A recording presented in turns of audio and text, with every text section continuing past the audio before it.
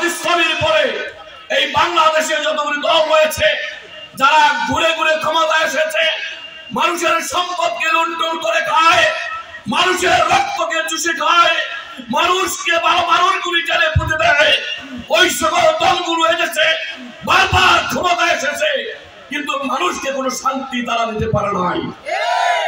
প্রিয় ভাইয়েরা, বাংলাদেশ জামাত ইসলামী ক্ষমতার কোনো অংশ নয়, কিন্তু জামাত ইসলামীর কার্যক্রম আপনাদের চোখের সামনে স্পষ্ট দিবালোকের মতো। ঠিক না বেঠি?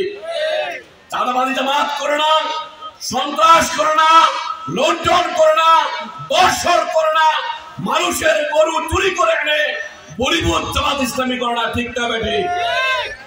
বাংলাদেশ জামাত ইসলামী আপনাদের আশেপাশে অসংখ্য কর্মী রয়েছে। জামাতের কোন কর্মী কোন অন্যায়ের সাথে জড়িত নয়, অপরাধের সাথে জড়িত নয়, জুলুমের সাথে জড়িত নয়, লুণ্ঠনের সাথে জড়িত নয়। অতএব এই দলটাকে কেন ক্ষমতায় আনা হয় না? বাংলাদেশ জামাত ইসলামীকে